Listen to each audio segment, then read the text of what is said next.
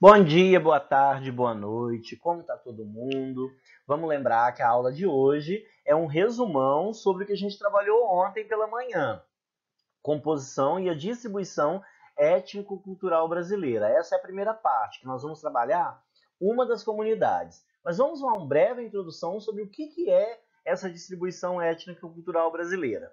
Todo mundo abrindo o livro na página 129, capítulo 8. Nós temos no Brasil, que é de proporções continentais, esse termo que eu gosto muito, são os Brasis, porque tem vários Brasis dentro do Brasil.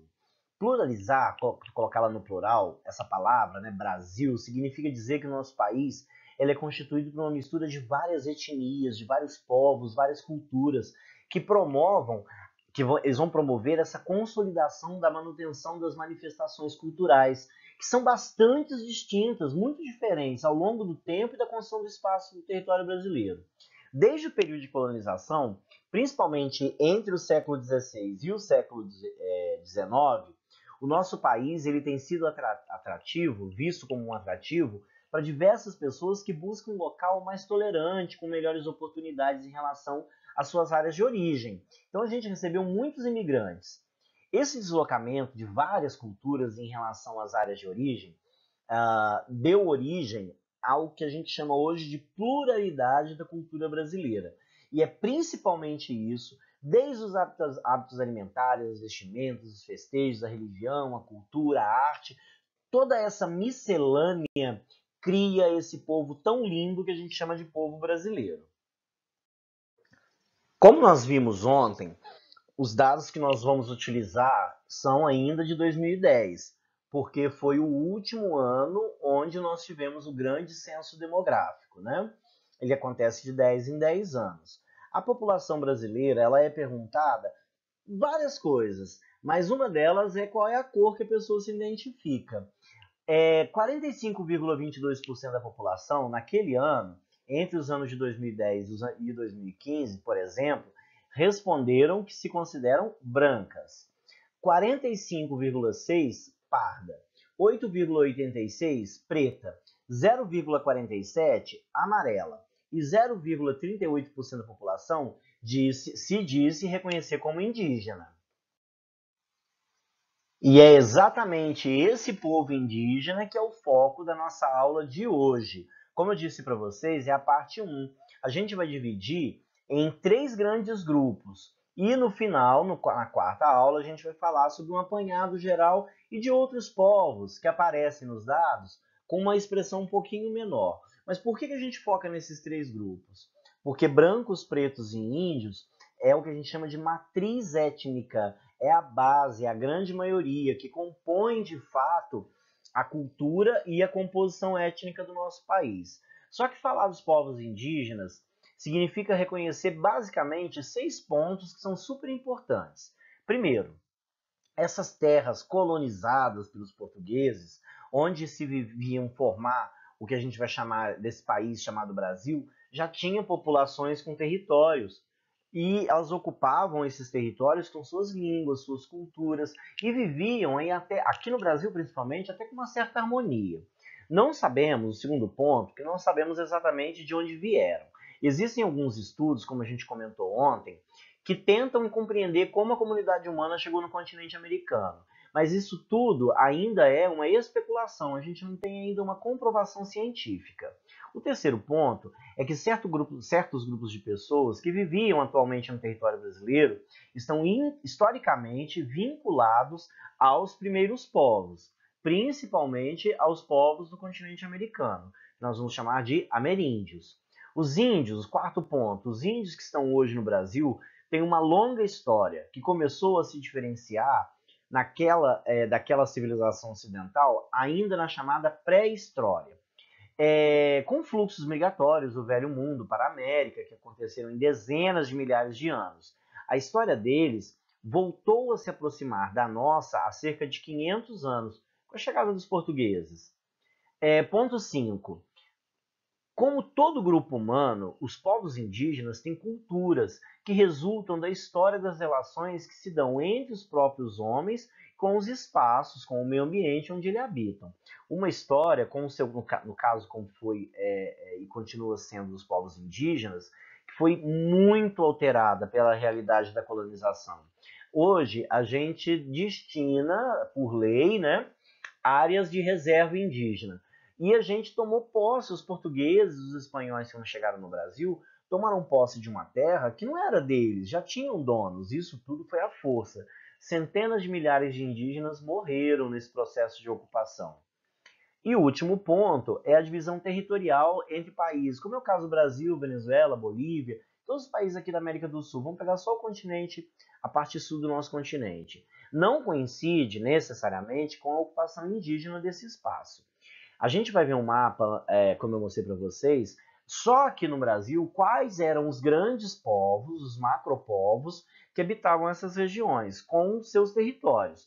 Então, para a comunidade indígena, não tem uma divisão entre, por exemplo, Venezuela e Brasil. Para eles é o território deles, aquele território. Eles não levam a crer o território que o homem branco demarcou. Vamos refletir um pouquinho sobre isso que a gente falou, sobre a forma que foi ocupado esses territórios. Durante muito tempo, a nossa sociedade disseminou a ideia de uma democracia racial. O que é isso? Que a gente vivia em um país onde não havia nenhuma forma de preconceito nas relações entre negros, brancos e índios. Ao longo da história, aconteceram muitas situações de discriminação e de exclusão social, impedindo que muitos brasileiros praticassem a sua cidadania. Os povos indígenas, que é o foco da nossa aula de hoje, vivenciam um processo histórico muito peculiar. Deles foi tirada as terras e a sua cultura foi extremamente desrespeitada. Hoje convivem com o preconceito e com a discriminação. Por isso da importância desse projeto que a gente tem como um projeto de vida, principalmente dentro do estudo de geografia, da gente produzir conhecimento e a gente compreender, para a gente poder favorecer a valorização do quanto a cultura indígena está presente no nosso dia a dia, mas principalmente o respeito à diversidade cultural que existe em nossas sociedades. Então a gente vai começar aqui na nossa escola para a gente levar isso para o nosso cotidiano. Esse respeito pela comunidade indígena. São os povos que já estavam aqui e foi tomado deles e hoje, infelizmente, eles sofrem muitos preconceitos. Como eu disse anteriormente, no iniciozinho da nossa videoaula, nós temos os dados do IBGE de 2010, né, do Instituto Brasileiro de Geografia e Estatística, e nesse mapa nós temos uma distribuição aproximada de quantos indígenas que se classificam e se colocam como indígenas. Eu respondi em 2010 que eu sou indígena, que vivem em todo o território brasileiro. Vamos lá. Na quantidade de indígenas por unidade da federação, por estado aqui no nosso país. Os estados que vocês estão vendo e o Distrito Federal em amarelo tem mais de 2.000 pessoas e chega até 10.000 pessoas. Em laranja, mais de 10 e até 20.000. Nesse tom de lilás, de roxo, a gente vai ter de 20 até 40. Em azul, de 40 a 80. E em verde, nós temos mais de 80.000 pessoas. E nós temos alguns municípios que se destacam, principalmente no estado do Amazonas. Em São Gabriel da Cachoeira, por exemplo, só no município de São Gabriel da Cachoeira, tem 29.017 índios morando lá.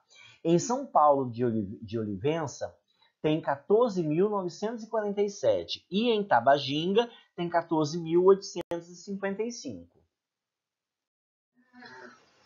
E aqui nós temos um mapa, uma informação de território aproximado do território brasileiro, com a destinação dos povos indígenas que tinham seu território em 1500. Vamos lembrar que aqui eu tenho os macrogrupos, tá? Os grandes grupos. No caso dos nossos aqui, na nossa região, era o grande grupo Goitacás. E dentro do grupo do Goitacás vão ter vários subgrupos, inclusive os povos puris, que eram os povos que viviam aqui na nossa região. Então vão ter os guaranis, os tupis, eu circulei ainda os tamoios, né, que é de onde vem a família do meu pai, que eu tenho muito orgulho disso. Então isso é para vocês perceberem como era o território aproximado da onde estavam os povos e que hoje perderam esse território desde 1500 com o início do processo de colonização. Meus carinhos, por hoje é isso. Na quinta-feira eu vou postar uma atividade relacionada a esse resumão de hoje e a nossa aula de segunda-feira. Qualquer dúvida é só mandar para mim. E lembrando que eu vou dar um prazozinho para vocês poderem me entregar. No mais, muito obrigado. Um beijo no coração de todo mundo, morrendo de saudade. Até segunda-feira na nossa próxima aula e amo mais que Milton Santos. Tchau, tchau.